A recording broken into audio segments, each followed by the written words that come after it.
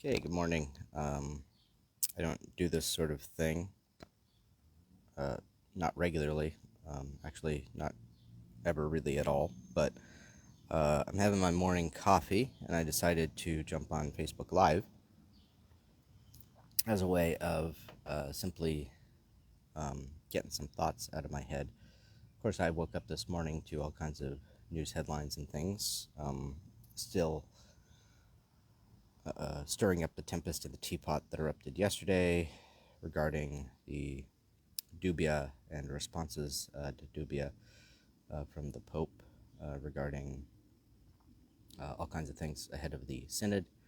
And I just decided that I would jump in here and give my 2 cents, not that anybody asked for it, um, kind of off the cuff.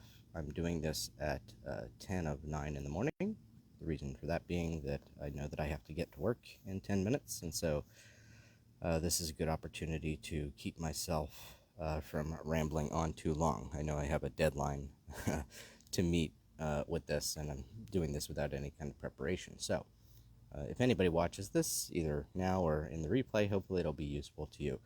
But the first thing that I want to say is that maybe you don't want to watch this video or don't need to watch this. That would be for anybody who is finding their peace really disrupted by the back and forth and the internecine conflicts between princes of the church, our hierarchy, our bishops, the curia, and of course Pope Francis. If the synod is really on your mind and causing you to lose sleep or lose peace, then probably just turn this one off and go, watch something pleasant on YouTube, or even better yet, read a good book. However, I just wanted to kind of give three sort of thoughts about the most recent exchange between the so-called Dubia Cardinals and Pope Francis. And I'm going to kind of divide them into three categories. One is vocabulary and grammar of theology. The second one I would call the importance of manners in, discourse. And then the third one, the practice or the virtue of discernment. So, uh, point number one, vocabulary and grammar.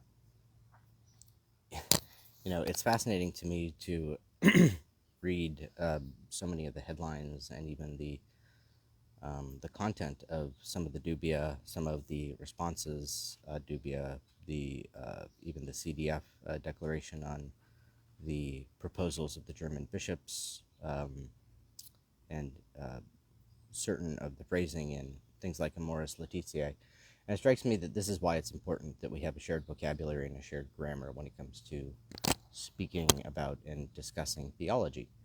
Um, One of the phrases that keeps coming up is, this question of, does the church bless sin? Which, of course, the CDF, in response to the German bishops, kind of made its formula for refusing that. And everybody sort of cheered. But right off the bat, it almost seems like, while yes, that's a victory for the so-called, right side, it also seems that there's a bit of a loss even in the very formulation of that, victorious statement. That is to say, does the church bless virtue? What does the church, who does the church, how does the church bless? That's a question, right? And I think that it frames the question in terms of an accepted vocabulary and grammar if we attend to it. And there just seems to be not a lot of attention to those kind of recognized and long-held paradigms of discussion in so much of this. So to take, an example, and this has been going on for a long time. How often have we heard the statement, I'm getting my marriage blessed, or somebody has their marriage blessed by the church, right? I even looked, and a couple of diocesan web pages have, get your marriage blessed by the church if you're in a improper situation. And I'm sure that they're doing that for all kinds of reasons. Search engine optimization, to try to get the message across to people who need to hear it, because that's sort of the common nomenclature sort of used out there in maybe common parlance. But the problem of that is that language is not technical theological language. It's not accepted vocabulary. That's not the way we speak of it.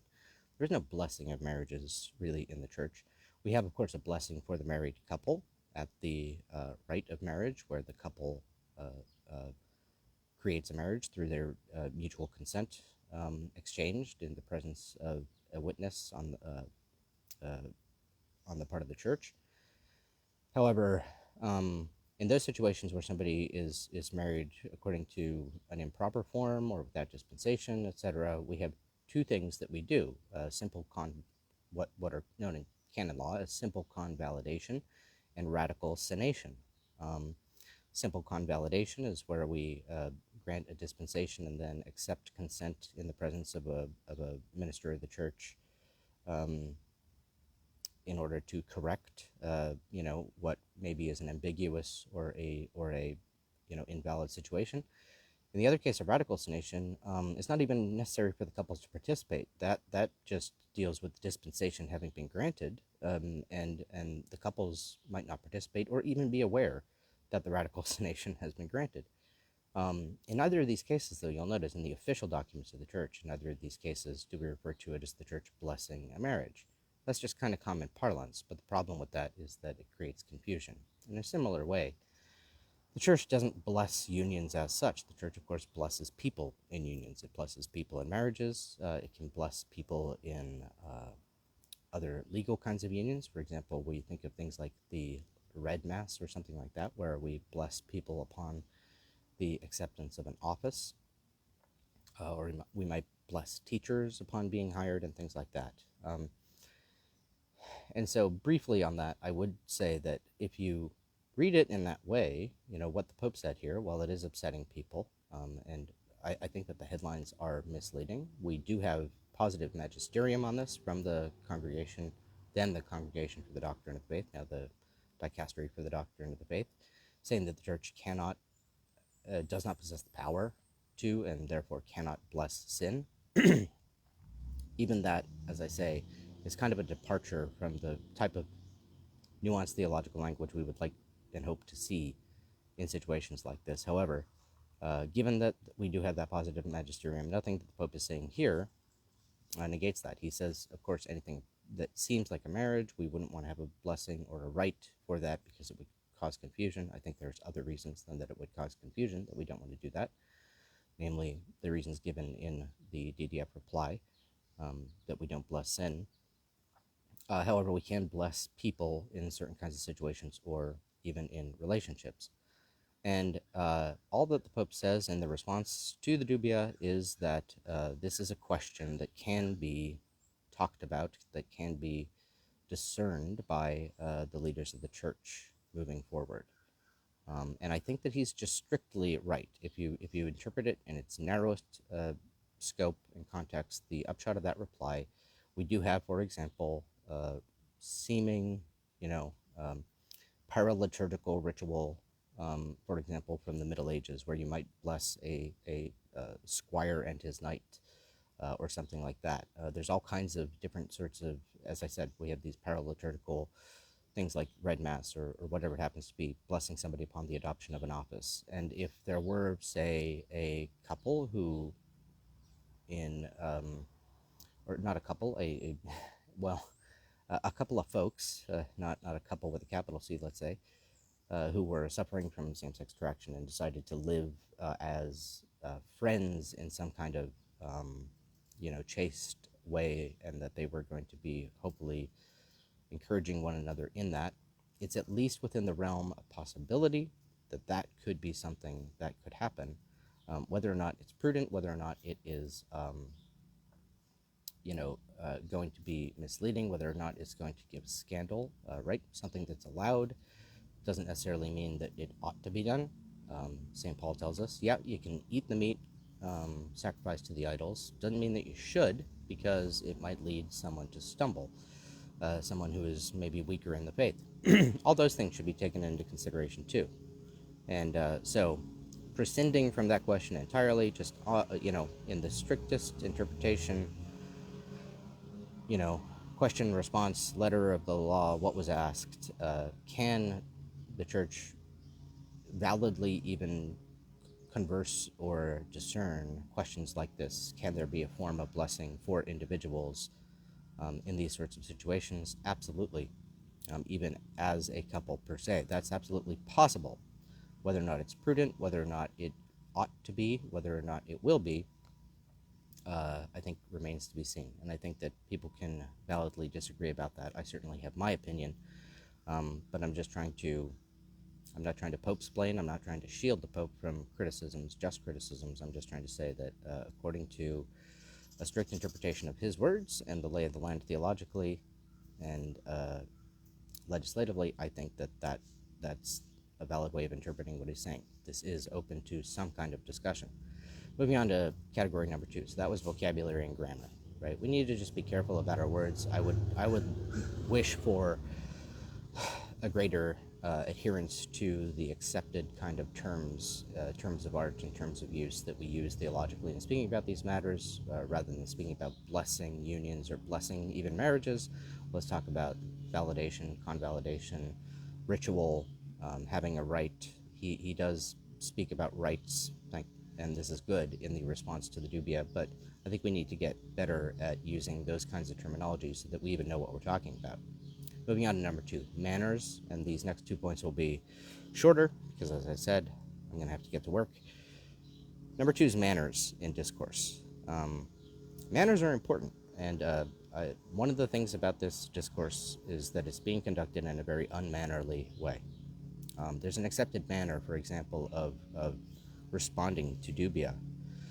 If you look in, almost any case that I can think of where these things are published, the first phrase is always, the answer is in the affirmative, the answer is in the negative, or the question needs reformulation, or there's kind of standard textbook sorts of responses, almost like procedural rules that happen in trial. There's an accepted way of doing this.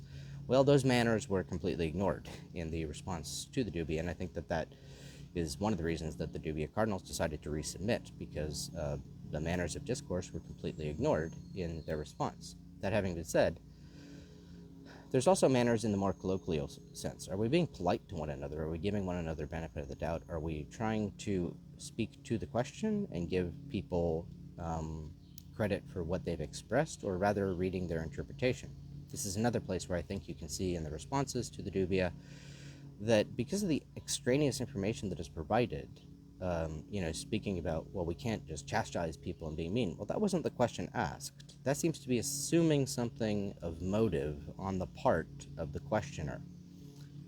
At the same time, you could argue that the dubia cardinal, in the submission of their dubia, are perhaps assuming or insinuating something about the motives of Pope Francis and of his theological advisors, or of those participating in the synod.